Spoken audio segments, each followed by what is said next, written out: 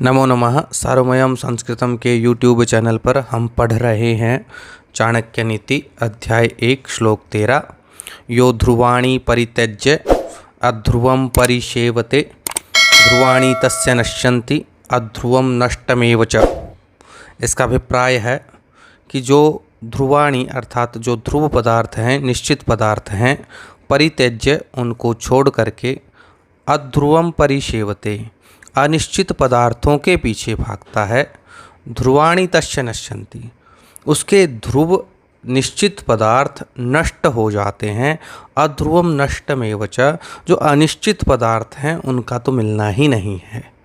आचार्य चाणक्य हमें व्यवहारिक ज्ञान देते हुए कहते हैं कि कुछ लोग जो वर्तमान में उपलब्ध है, जिसका मिलना आसान और सरल है, उसे छोड़ करके अधिक पाने के चक्कर में रहते हैं, तो जो वर्तमान में आसानी से उपलब्ध होने वाली चीज़ है उससे भी वह हाथ धो बैठते हैं।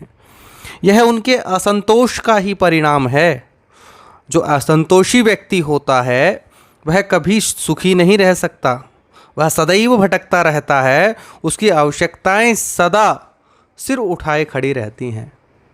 आज की भाषा में इस श्लोक को समझें तो आधी छोड़ पूरी को धाए, आधी रहे न पूरी पाए, ऐसा हम देख सकते हैं। इसे एक घटना या कहानी के माध्यम से समझ सकते हैं कि एक व्यक्ति को राह चलते एक पोटली मिली जिसमें धन रखा था। वह उसे उठाना ही चाहता था कि उसकी दृष्टि कुछ दूर पड़ी, बड़ी पोटली पर पड़ गई। उसने सोचा कि इस छोटी पोटली में धन है वो थोड़ा है, उस बड़ी पोटली में भी धन होगा वह अधिक होगा। तो वह छोटी पोटली को छोड़ करके बड़ी पोटली की ओर लपका। तभी पीछे से एक व्यक्ति आ रहा था। उसने देखा कि छोटी पोटली पड़ी हुई है और उस छोटी पोटली को उठा लिया और अपनी मस्ती में वह आगे बढ़ चला। जो पहला राहगीर था, जब उसने बड़ी पोटली खोलकर देखा तो वह स्तब्ध रह गया। उस बड़ी पोटली में केवल मिट्टी के ढेले थे और उसके अलावा कुछ भी नहीं था। उसने अपना माथा पीट लिया और ठगा सा रह गया और उस राहगीर को देखता रहा जो छोटी पोटली लिए अपनी मस्ती में चला जा रहा था। ऐसे होते हैं कुछ लोग जो सरल और सहज से प्राप्त होने वाली चीज़ों को छोड़ करके अधिक पाने के चक्कर में जो प्राप्त हुआ है उससे भी हाथ धो बैठते हैं। आचार्य चाणक्य हमें यहाँ समझाना चाहते हैं, जो कुछ भी आज सहज और सरलता से उपलब्ध है उसे प्राप्त कर लेना चाहिए। कल और अधिक पाने की लालसा में जो आज मिल रहा है वह भी आपके हाथ से जाएगा और जो नहीं मिलना है वह तो मिलेगा ही नहीं।